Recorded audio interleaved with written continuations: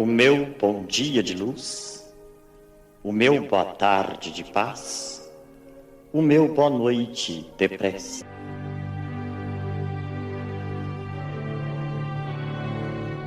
Livro dos Espíritos de Allan Kardec, capítulo 2, das penas e gozos futuros. Pergunta de número 1000. Já desde esta vida poderemos ir resgatando as nossas faltas? Resposta: sim, reparando-as, mas não creiais que as resgateis mediante algumas privações pueris, ou distribuindo em esmolas o que possuirdes, depois que morrerdes, quando de nada mais precisais. Deus não dá valor a um arrependimento estéril, sempre fácil e que apenas custa o esforço de bater no peito. A perda de um dedo mínimo, quando se esteja prestando um serviço, apaga mais faltas do que o suplício da carne suportado durante anos, com o objetivo exclusivamente pessoal. Só por meio do bem se repara o mal, e a reparação nenhum mérito apresenta se não atinge o homem no seu orgulho, nem nos seus interesses materiais. De que serve para sua justificação que restitua, depois de morrer, os bens mal adquiridos, quando se lhe tornaram inúteis e deles tirou todo o proveito? De que lhe serve privar-se de alguns gozos fúteis, de algumas superfluidades, se permanece integral o dano que causou a outrem? De que lhe serve finalmente humilhar-se diante de Deus, se perante os homens conserva o seu orgulho?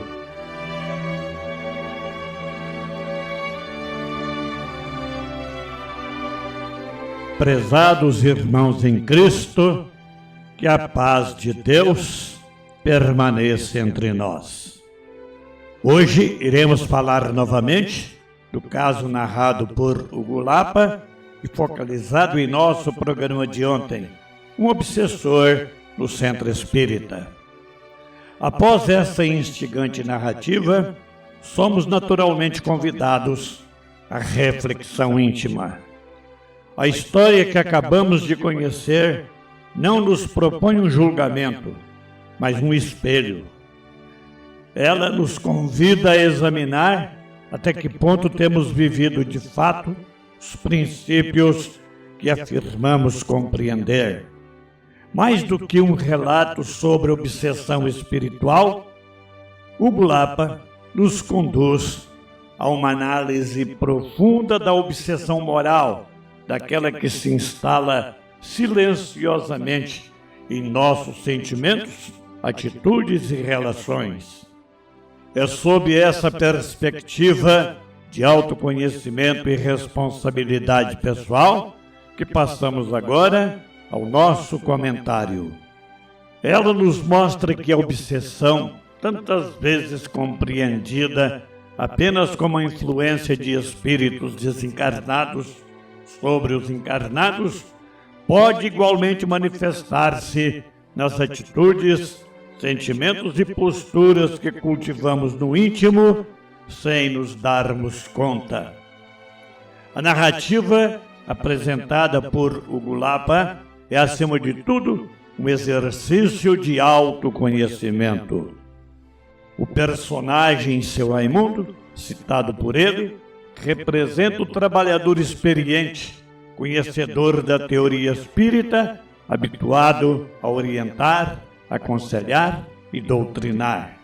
No entanto, ao longo do diálogo com o espírito comunicante, somos levados a perceber que o conhecimento, quando não é acompanhado da vivência sincera do Evangelho, pode transformar-se em instrumento de ilusão e até de orgulho espiritual. A grande lição do texto está na inversão de papéis. aquele que se julgava auxiliador passa a ser auxiliado. Aquele que via o outro como sofredor descobre o próprio sofrimento oculto. O Espírito não o acusa, mas o desperta. Mostra-lhe que o umbral não é apenas uma região espiritual, mas, sobretudo, um estado mental alimentado por ressentimentos, mágoas não resolvidas, controle excessivo, medo e falta de perdão.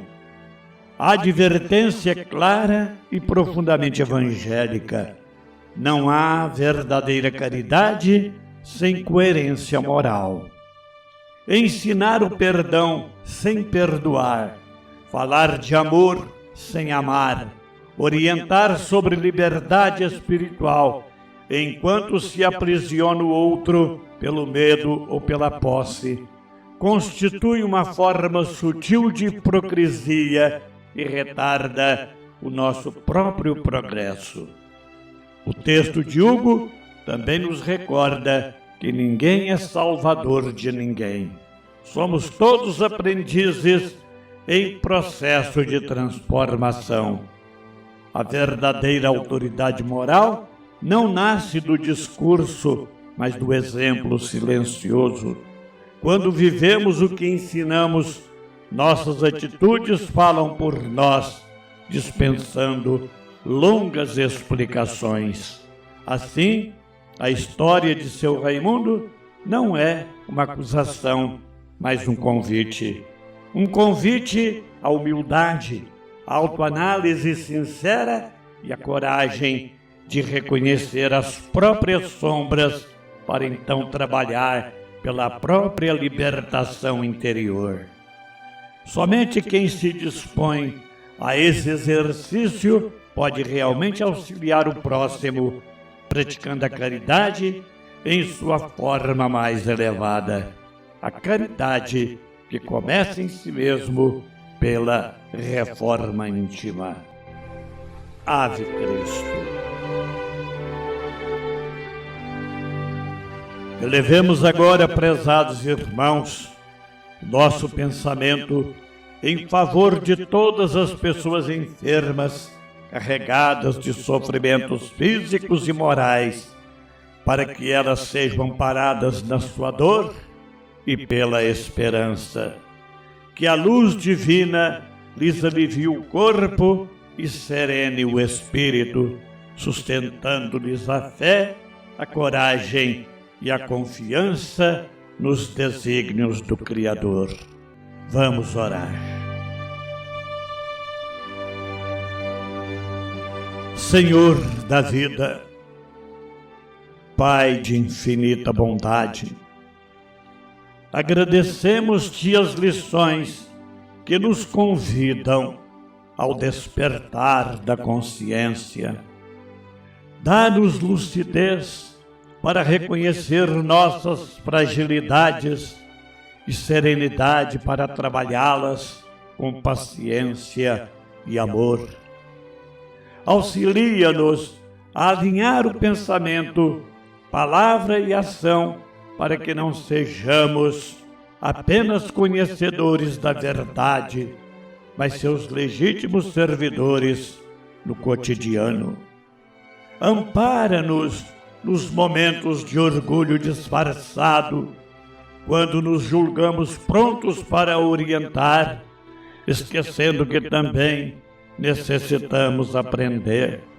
Que o teu amor nos conduza à humildade, à indulgência para com o próximo e à coragem da reforma íntima, silenciosa e perseverante. Permanece conosco, Senhor, inspirando-nos à prática do bem, hoje, agora e sempre. Que assim seja.